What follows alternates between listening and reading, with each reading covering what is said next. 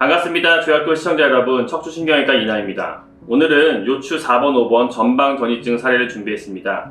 전방전이증은 뼈가 어긋난 것으로 알고 계시죠? 그래서 이러한 경우에 협착증이 발생하기 때문에 척추관 협착증의 증상을 나타내게 됩니다. 어떻게 치료하면 좋을지에 대한 사례입니다.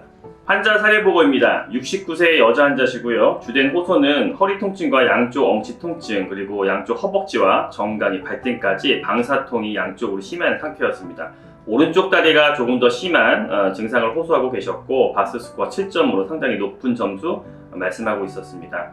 수년 전부터 허리 통증은 있어 오셨던 분인데, 최근 수개월 전부터 허리 통증도 악화되고 양쪽 엉치와 하지 통증이 심해졌다고 말씀하고 계십니다. 저한테 오시기 전에 다른 병원에서 약물 치료 및 주사 치료를 여러 번 했으나 효과가 갈수록 떨어지고 있었던 상태였고, 앉아 있으면 덜하지만 서 있거나 조금만 걸어도 양쪽 엉치와 다리가 저려오고 화끈거리는 그러한 신경이성 파행 증상을 저명하게 호소하고 계셨습니다. 과거력상으로는 고혈압과 당뇨 중에서 고혈압이 있는 상태셨고요. 고지혈증약 복용하고 있었습니다. 이학적 검사상 근력은 괜찮으셨는데, 감각을 체크했을 때 양쪽 무릎 아래쪽으로 이상 감각증을 호소하고 계셨습니다. 수술 전 요추 MRI입니다. 맨 왼쪽 사진이 MRI고 그 옆에 있는 사진이 엑스레이 사진이죠. 보시면은 이 1번부터 5번까지 척추뼈가 있고, 그 중에서 이 4번과 5번 뼈가 서로 어긋난 것이 관찰됩니다.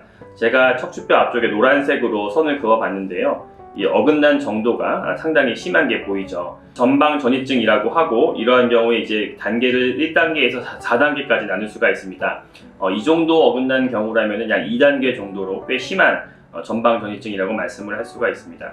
오른쪽에 엑스레이 사진을 보셔도 마찬가지로 4번 뼈와 척추 5번 뼈가 심하게 어긋나 있는 것이 관찰이 되고 있죠. 오른쪽에 이제 MRI 단면도 사진인데요. 4번, 5번 레벨에서 촬영을 했을 때 보시는 것처럼 척추관 안쪽이 완전히 검은 색깔 황색 인대와 디스크로 둘러싸여져서 굉장히 좁아져 있는 척추관 협착증을 보이고 있습니다. 이렇게 뼈가 어긋나게 되니까 위에서부터 척추신경이 내려와서 꼬리뼈까지 도달을 해야 되는데, 이 어긋난 부위에서 신경의 통로가 좁아지기 때문에 신경이 심하게 눌려 있는 것이 증상의 원인이 되겠죠. 양방향 척추 내시경 수술을 시행을 했습니다. 양방향 척추 내시경 수술을 이용해서 4번, 5번 어긋난 것을 고정해주고 유합 수술까지 진행을 하였습니다. 내시경 사진이고요. 보시면은 처음 들어갔을 때 황색 인대를 먼저 관찰을 하게 되고, 그 밑에 눌려 있는 신경이 보입니다. 황색 인대를 제거해주고 튀어나온 디스크가 지금 노출이 되었죠. 이 디스크를 제거해주면은 이렇게 그 안쪽으로 케이지라고 인조뼈가 들어갈 공간을 미리 작업을 하게 됩니다.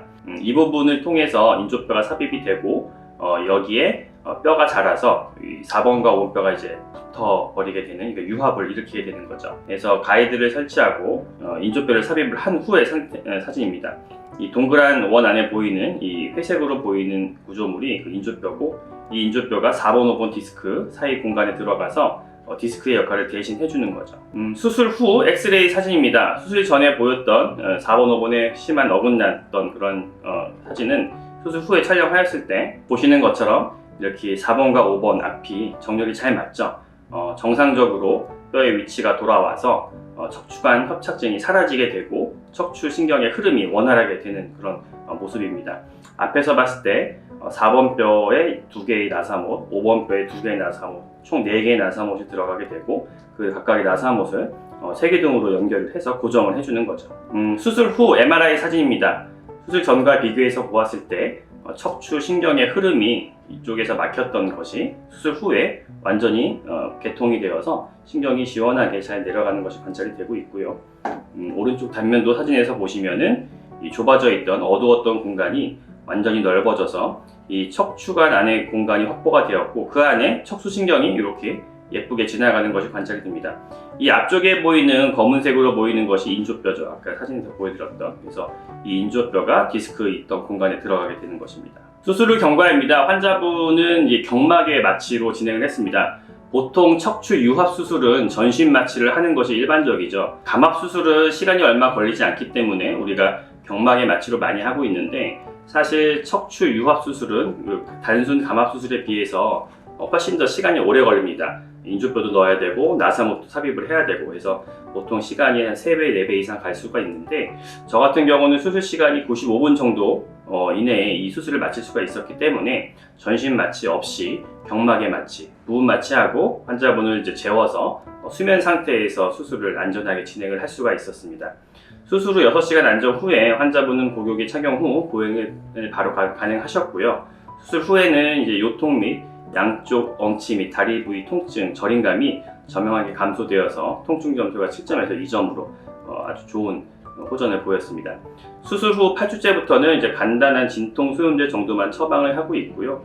환자분은 일상생활을 다 하고 계시면서 제 외래에서 경과 관찰 중이십니다. 그래서 오늘의 사례는 4번, 5번의 심한 전방전이증 사례를 보여드렸는데요. 대부분은 전방전이증이 있으면 그 유합 수술을 하는 경우가 많습니다. 그렇지만 이 유합 수술을 우리가 전신 마취를 하고 뭐 허리를 째고 한다든지 아니면은 배 앞쪽으로 배를 열어서 들어가는 경우도 있고 여러 가지 방법이 있는데, 저 같은 경우는 양방향 척추 내시경 수술을 이용해서 전신 마취 없이 경막의 마취로 안전하게 유합 수술을 시행해서 성공한 사례를 보여드렸습니다. 오늘 영상이 도움이 되었나요? 오늘 영상이 도움이 되었으면 이 영상을 주변에 공유해 주세요. 여러분이 공유해 주시면 치료는 제가 하겠습니다. 고맙습니다.